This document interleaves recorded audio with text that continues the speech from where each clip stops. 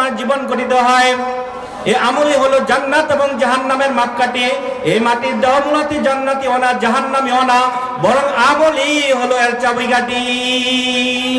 মুহতারাম হাজিরিন, তো যেটা বলতেছিলাম, আল্লামা ফরিদউদ্দীন আত্মার রহমতুল্লাহ বলেন যে চারটি জিনিস যদি তুমি চারটি জিনিস থেকে পবিত্র রাখতে পারো তাহলে তুমি পরিপূর্ণ মুমিন হতে পারবা। এক নম্বর বলছিলাম, যদি তুমি তোমার কলবটাকে তুমি হিংসা মুক্ত রাখতে পারো। আজ হাসাদ আউয়াল তু দিলরা পাকেদা, যদি তুমি তোমার কলবটাকে হিংসা মুক্ত রাখতে পারো তাহলে তুমি নিজেকে মুমিন হিসেবে দাবি করতে পারবে। দুই নম্বর, পাকেদারত কিসবু গীবত আজ জবান তাকে ঈমানাত ফি দারাত জিয়া, যদি তুমি তোমার জবানটাকে মিথ্যা চর্চা গীবত থেকে শিকার থেকে বাঁচতে পারো তাহলে তোমার ঈমান ক্ষতির মধ্যে পতিত হবে না।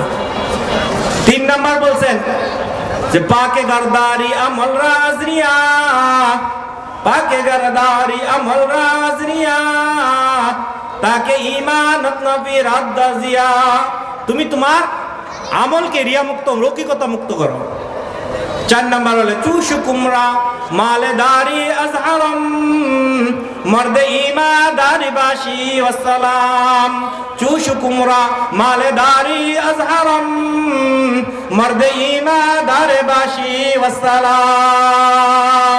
আল্লামা ফরিদউদ্দীন আত্মার রহমতুল্লাহ আলাইহি বলেন, ও যুবক ভাইরা, ও বুড়া বাবারা, আপনারা শুনেন, আল্লামা ফরিদউদ্দীন আত্মার রহমতুল্লাহ আলাইহি বলেন, এই চারটা গুণ যদি তুমি অপর চারটা জিনিস থেকে তুমি বাঁচতে পারো, চতুর্থ নাম্বার গুণটা হলো তুমি তোমার চুশুকুমরা মালেদারি আজহারাম, হারাম জিনিস থেকে যদি তুমি তোমার পেটটাকে বাঁচাতে পারো, তোমার পেটটাকে যদি হারাম বস্তু থেকে তুমি বিরত রাখতে পারো তাহলে তুমি পরিপূর্ণ মুমিন।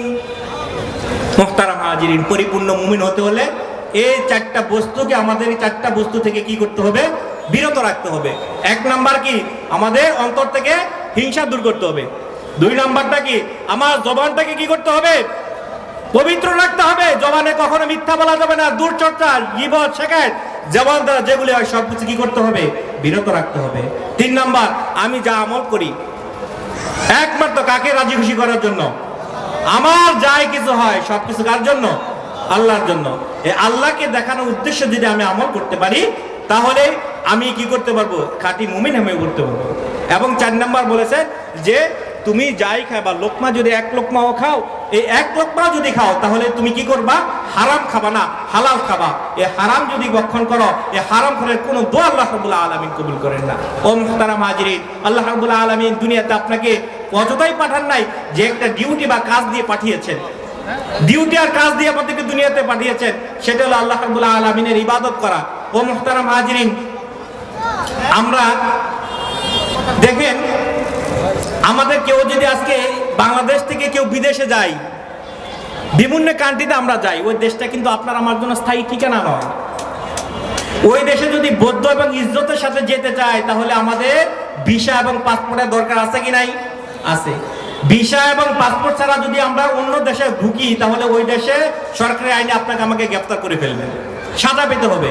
ও মুহতারাম হাজিরিন, ঠিক তদ্রূপভাবে কবর জগৎটা একটা জগৎ। ওই কবর জগতে যদি আপনি বৌদ্ধ এবং ইজ্জতের সাথে যেতে চান তাহলে আপনার ঈমান নামের পাসপোর্ট লাগবে এবং নেক আমলের ভিসা লাগবে। এই ঈমান নামের পাসপোর্ট এবং নেক আমলের ভিসা ছাড়া যদি কেউ কবরে যায়, সারা যায়, তাহলে কবর তার সাথে খারাপ ব্যবহার করবে। ও মুহতারাম হাজিরিন, এই জন্য ঈমান আর আমল আপনাকে আমাকে ঠিক করতে হবে। একজন বাদশার কি পরিমাণ আমল আপনি শুনেন। দিল্লির কুতুব মিনারের সন্নিকটে খাজা বখতিয়ার কাকি রহমতুল্লাহি আলাইহির মাজার। এই খাজা বখতিয়ার কাকি রহমতুল্লাহি আলাইহির মাজার, ওই খাজা বখতিয়ার কাকি রহমতুল্লাহি আলাইহি যেদিন ইন্তেকাল করেন তার জানাজায় পঙ্গপালের মতো মানুষ আসছে।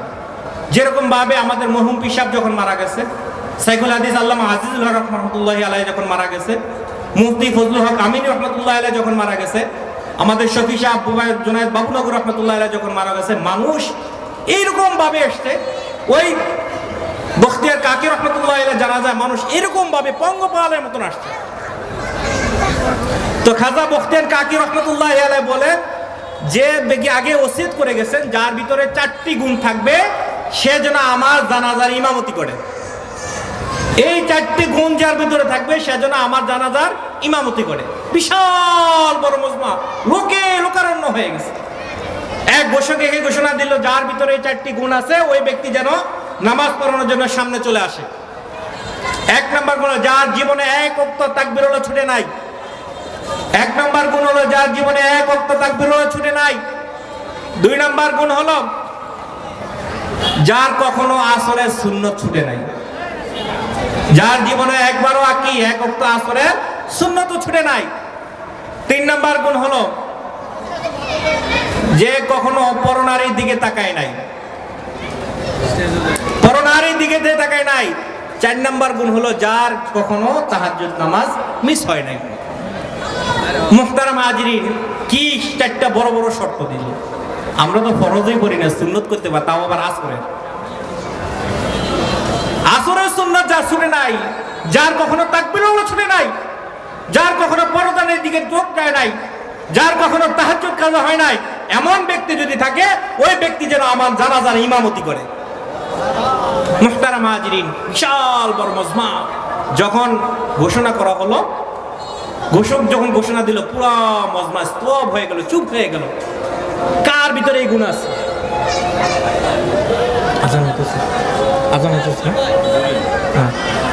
কার ভিতরে এই গুণ আছে? সবাই পুরা মজমা চুপ হয়ে গেল।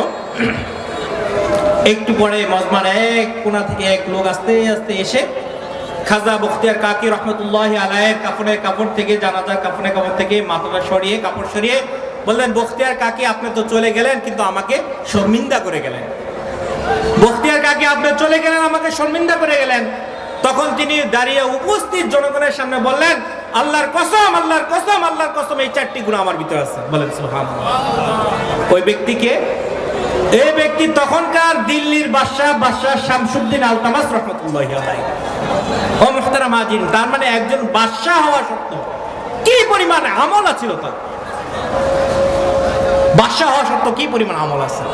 এই জন্য কবি বলেন, আমল সে জিন্দেগি বনতি হ্যায়, जन्नत भी जहन्नम भी, ये खाकी अपने फितरत न नूरी है न नारी। আমল দ্বারাই জীবন গঠিত হয়। ও মুহতারাম হাজিরিন, এজন্য বলি যে এই দুনিয়াতে আল্লাহ রাব্বুল আলামিন আপনাকে আমাকে একটি ডিউটি বা কাজ দিয়ে পাঠিয়েছেন। সেই ডিউটি হলো আল্লাহ রাব্বুল আলামিনের পরিচয় লাভ করা, আল্লাহ রাব্বুল আলামিনের ইবাদত বন্দি করা। এখন এই ডিউটি বাদ দিয়ে যদি আমরা আমাদের জিন্দেগিটা হেলায় অবহেলায় কাটিয়ে ফেলি, ও মুহতারাম হাজিরিন, বিদেশে যারা যায়, কাজ করার জন্য যায়, সিঙ্গাপুর, মালয়েশিয়া, এক এক দেশে যায়, ওই নির্দিষ্ট সময়ের জন্য যায়। ওই দেশটা কিন্তু তার নির্দিষ্ট বাড়ি নয়, অল্প সময়ের জন্য গেছে। ওই অল্প সময় যদি সে কাজ না করে, ডিউটি না করে, বরং সে তার সময়টাকে নষ্ট, হেলায় দুলায় নষ্ট করে, যখন তার দেশে আসার ফিরে আসবে, সে যেহেতু কিছু সঞ্চয় করতে পারে নাই, ব্যাংক ব্যালেন্স করতে পারে নাই, তার পরবর্তী জীবনটা তার হবে দুঃখের জীবন। ও মুহতারাম হাজিরিন, ঠিক তদ্রূপভাবে আল্লাহ রাব্বুল আলামিন এই জমানে আপনাকে আমাকে পাঠিয়েছেন, একটি ডিউটি বা কাজ দিয়ে পাঠিয়েছেন। সেই ডিউটি হলো আল্লাহ রাব্বুল আলামিনের ইবাদত, আল্লাহ রাব্বুল আলামিনের পরিচয় লাভ করা। মুহতারাম হাজিরিন, এই দুনিয়াতে এসে যদি আমরা সেই ডিউটিকে ভুলে যাই, আল্লাহ রাব্বুল আলামিনের ইবাদত বন্দেগী যখন ভুলে যাই, মুহতারাম হাজিরিন, যখন কবর জগতে যাব, আমল তো আমি কিছুই করতে পারি নাই, আমল আমি কিছুই করতে পারি নাই, তখন কবরের অবস্থাটা আপনার আমার কি হবে? ওই ব্যক্তি যখন কিছুই সঞ্চয় করতে পারে না, তার পরবর্তী জীবন হবে দুঃখের। ঠিক তদ্রূপভাবে দুনিয়ার জগতে যখন আমি কোনো আমল ছাড়াই যখন কবর জগতে যাব, তখন কবর আমার হবে দুঃখের, আর সীমা থাকবে না।